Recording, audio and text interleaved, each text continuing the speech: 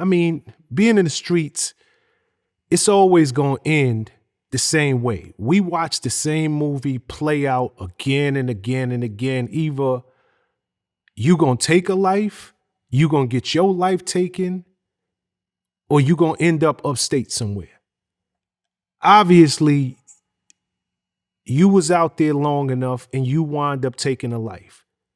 Talk to me about that. How did it was it old beef? Was it random? Like, what happened that led you to not only ending somebody's life, but in some ways ending your own life? I'm gonna tell you the difference, man. This is real talk. I was prepared. I was prepared to take a life. You know what I'm saying? That's the most scariest thing in the world. Because when I was 16, I beat a body. You know what I'm saying? When I was 17, I beat an attempted body. So now when I'm 19, I end up catching a body. So it was bound to happen. You know what I'm saying? One thing, if you playing with them guns and you shooting, you eventually gonna hit your target, and you're gonna hit your target in a place that the target ain't gonna live again. And this actually happened. And the night that it happened, no, it wasn't no beef, it wasn't no problem. It was me being who I was. It was me being Bonds. It was me feeling that nobody could say nothing to me. See, one thing I tell people nowadays is if you got a gun on you, it's a problem solver. It's a problem solver. You trying to get home, you're not thinking about life. You trying to get home, you trying to get this over with, you trying to go to movies, you trying to go to dinner. You're not putting together the whole puzzle. You just putting together, I'm gonna solve this problem in 3-4 minutes, I'm gonna get rid of the gun, and that's gonna be that. And that was my mentality each and every day that I got out, because we were shooting 2 or 3 times a week. So, you know what I'm saying? It's not like it was just one incident and you could say, yo, that wasn't me.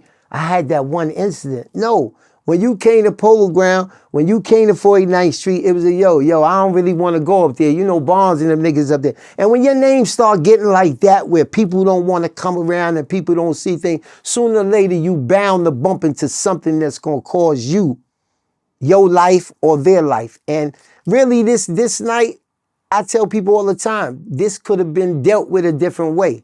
I didn't have a beef. My man had a beef. You know what I'm saying? My man had a beef and they came and got me and said, your man beefing outside. So right now I'm 55 years old, right? Imagine what I looked like when I was 19 years old.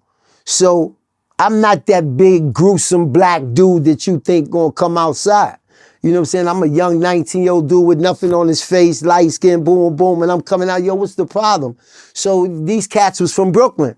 So of course they like, yo, what the fuck is you doing out here? Like, nigga, what y'all go get him for? Not knowing who I was. You know what I'm saying? Not knowing what I was about, not knowing nothing. If the place that own the spot come get you, then common sense should tell you, yo, this nigga must be somebody. But they not thinking that way. And when he went to reach inside his car, I'm not giving you time to come outside your car. And you know what I'm saying? That's how it just ended.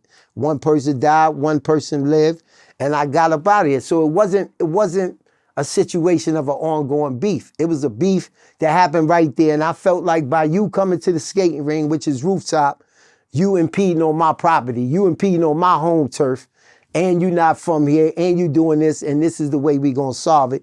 Cause this is the way everybody's expecting me to solve it. You understand what I'm saying? So that's why, if it was something where I didn't have my gun, yeah, guess what? We would have fought it out.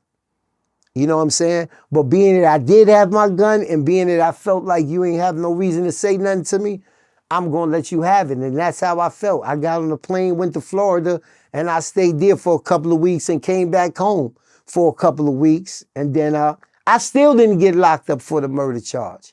My man still got locked up for the murder charge. It wasn't until I turned myself in for the murder just so that he could get out. You know what I'm saying? And that's what brought the attention of the Tito Johnsons, you know what I'm saying, the preachers, the everybody else came back and said, yo, listen, man, we ain't seen that done since the 60s, woo, woo, woo. And I'm like, what? They like, yo, man, you just turned yourself in for murder so your man could get out. So that's what really opened the doors. What I thought was a gift, in reality, it was a curse, because that made me more stronger than I had ever been. because it wasn't one person that wouldn't give me what I asked for. When I say what I asked for, I don't mean money. At that time, it was like the AZs, the Tito's, the everybody else. So, yo, that's Bonds. Let me get this, let me get that. They gonna give it to you just off of my loyalty. Because now they understood what the name Bonds meant, because nobody turns themselves in for a murder charge knowing they gonna go to jail just so their man could get out.